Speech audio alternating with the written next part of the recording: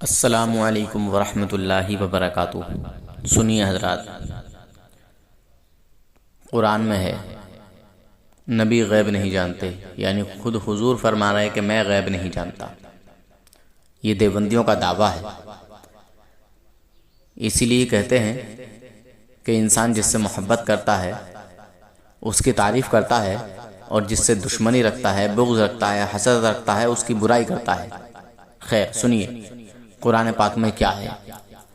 اعوذ باللہ من الشیطان الرجیم، بسم اللہ الرحمن الرحیم۔ لا اعلم الغیب، یعنی میں غیب نہیں جانتا۔ لا اعلم الغیب یعنی میں غیب نہیں جانتا، یعنی مجھے نہیں معلوم غیب کی باتوں کا علم۔ بتائیے لا اعلم الغیب۔ خیر، انہوں نے اس آیت کو دلیل بنایا اس بات کی کہ نبی غیب نہیں جانتے۔ معاذ اللہ، استغفر اللہ۔ مگر ان کے بزرگوں کا جب غیب آپ ظاہر کریں گے، دکھائیں گے، تو پھر سب کچھ ماننے کے لیے تیار ہو جائیں گے۔ اللہ نے اپنے نبی کو، اپنے حبیب کو غیب نہیں دیا دیوبندیوں کے نزدیک، مگر جن آیات میں غیب کی جو ہے شہادت ہے، غیب کا ثبوت ہے، ان کو یہ مانتے ہی نہیں۔ جیسے بسم اللہ الرحمن الرحیم، وما هو علی الغیب بضنین، اور یہ نبی غیب بتانے میں بخیل نہیں ہے۔ کون کہہ رہا ہے؟ رب، اللہ رب العزت۔ اور الحمدللہ ہم دونوں آیات کو مانتے ہیں، دونوں آیتوں کو مانتے ہیں۔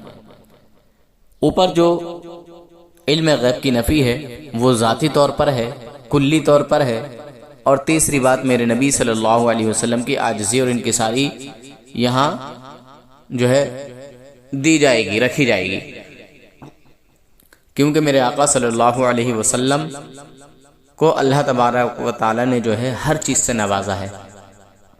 میرے نبی صلی اللہ علیہ وسلم سے بڑا عاجزی انکساری والا کوئی نہیں۔ خیر، رب قرآن میں اعلان کرتا ہے کہ یہ نبی غیب بتانے میں بخیل نہیں ہے۔ اے محبوب، ہم نے آپ کو وہ سب کچھ عطا کر دیا ہے جو آپ نہیں جانتے تھے۔ 1400 سال بعد آج وہابی، دیوبندی، گستاخ رسول، کافر، منکر یہ حضور کے علم غیب کا انکار کرنے آیا ہے، جبکہ 1400 سال پہلے قرآن سے شہادت مل چکی ہے، گواہی مل چکی ہے کہ یہ نبی غیب جانتے ہیں۔ خیر دیکھیے، اوپر جو انکار ہے وہ کلی اور ذاتی کا انکار ہے، ٹھیک ہے، کلی اور ذاتی کا انکار ہے، یعنی حضور خود بخود ذاتی طور پر نہیں جانتے اور نہ ہی کلی طور پر جانتے ہیں۔ جتنا علم اللہ تبارک و تعالیٰ کو ہے اتنا علم، ٹھیک ہے، اس علم کی نفی ہے۔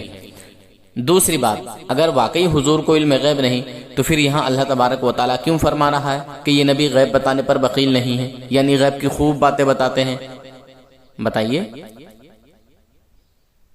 یا پھر اللہ تعالیٰ یہ کیوں فرما رہا ہے قرآن پاک میں کہ اللہ تعالیٰ کی یہ شان نہیں کہ اے لوگو تمہیں غیب کا علم عطا کرے؟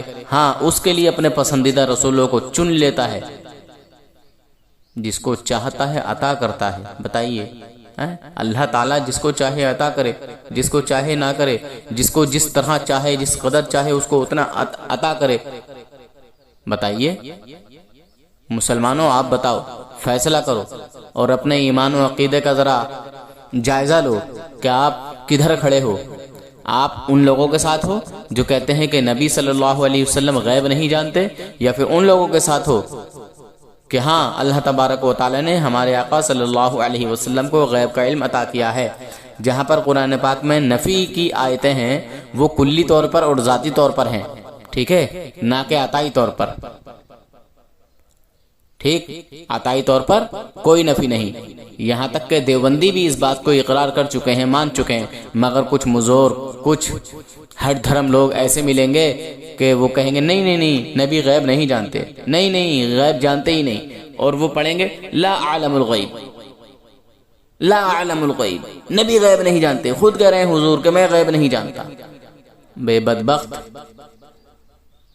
جو تو آیات پڑھ رہا ہے یہاں پر ذاتی اور کلی کی نفی ہے، نہ کہ عطائی کی۔ ذاتی طور پر ہمارے نبی واقعی غیب نہیں جانتے، اللہ کی عطا سے جانتے ہیں، تو ہم اللہ کی عطا سے ہی مانتے ہیں۔ بدبختو، سدھر جاؤ. خیر، اللہ حافظ، فی امان اللہ. اس کلپ کو زیادہ سے زیادہ شیئر کرو. غصہ اس لیے آ جاتا ہے، برداشت اس لیے نہیں ہوتا کہ میں نبی کا امتی ہوں، بھلے ہی گناہ گار ہوں پر غدار نہیں.